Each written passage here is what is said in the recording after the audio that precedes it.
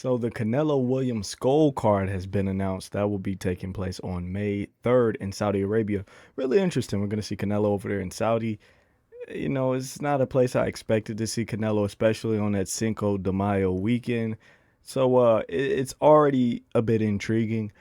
The card isn't the best. After getting something like Bivol Better BF2, cards like Usyk Fury, 5v5 we got last June, this card is a bit underwhelming. It's not the worst card. I see the vision Turkey's going for.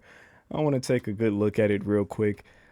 Starting off opening the card, we have Brian Leon versus Aaron Guerrero. I did a little bit of research. Brian Leon, young Cuban fighter, he's only 22. He has 6 wins. All 6 of them come by way of knockout. He's the third best Cuban in the 175-pound division. He's ranked number 136. And Aaron Guerrero, well, we'll say he's not the best.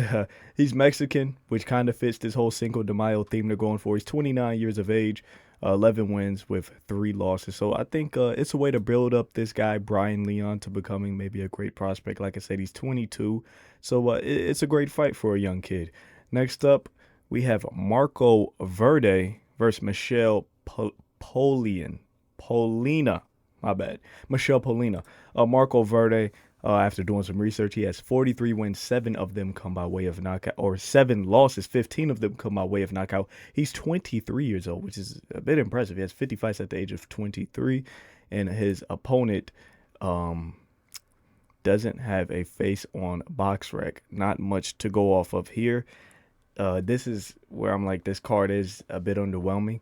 I don't really see what we're going for here. A guy who's 43-7 is facing a guy who is 4-5. No disrespect to either one of these fighters, but we couldn't get anybody a tad bit better. We couldn't have moved Tevin Farmer and William Zepeda onto this card. Isai Cruz was booked this weekend. Nothing, Like I said, no disrespect to these fighters, but not the most exciting fight. Then next up we have Badu Jack, a seasoned veteran in the cruiserweight division. He's 41 years of age now. Actually, this is going to be for the WBC cruiserweight title. That was vacant. I thought that would be put onto the Zurdo versus Jai fight we were going to get hopefully later this year.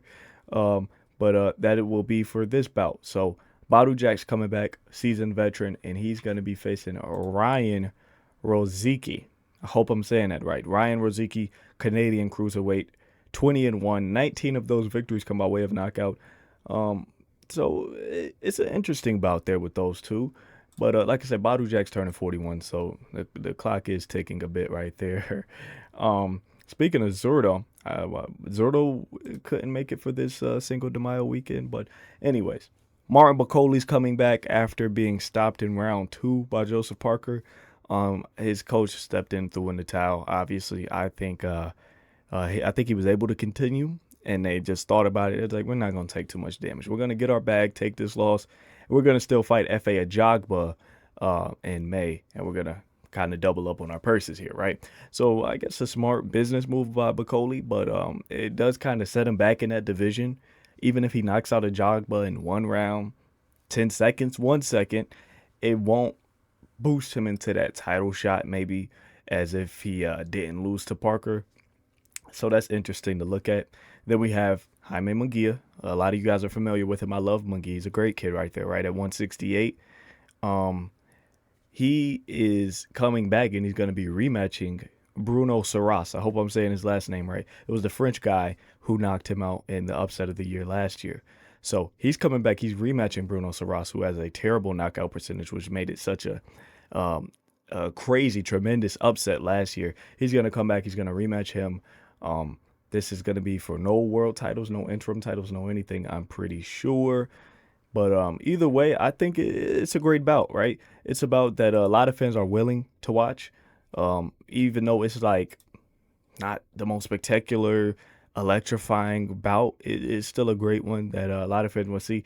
Can Munguia get it back? Because when he lost to Canelo, we're like, okay, maybe he's the next golden boy. He was 44 or 43-0 when he fought Canelo, so maybe he's the next golden boy. He's under Oscar, but I'm really excited for this one. I want to see how Munguia does. We've seen him training with Eddie Reynoso. I don't know if he's left what's his name side, Freddie Roach's side completely, but he has been training with Eddie Reynoso. So this will be really interesting in my opinion. And then finally we have the super middleweight undisputed title fight. Canelo Alvarez debuting in the Riyadh Kingdom in Saudi Arabia against William Skull, the current IBF champion. He won that title. He was awarded that title after Canelo was stripped for refusing to fight him. The IBF went ahead and they stripped Canelo. Now that title belongs to William Skull. So Canelo's going to take his shot at two-time undisputed. A lot of people are like, oh, that's not two-time. That's two-time undisputed, right? It's not two-division undisputed, but it is going to be considered two-time undisputed. He will hold the undisputed titles twice now at super middleweight. I would say this is an interesting bout. But I would honestly be lying to you guys. I haven't watched much of William Skull. He's no slouch. He's no slouch. I think he is a solid contender in the division. I think he is probably better than a guy like Berlanga. But Canelo really has no interesting fights at 168 outside of Mbili, outside of Benavidez moving back down, or maybe Morrell moving back down, or Janibek Alim Hanila moving up into that division. So not much interesting for Canelo. Not a knock on William Skull. This is just one of the greatest pound for pound fighters of all time. It's going to take a really special fighter to take him out.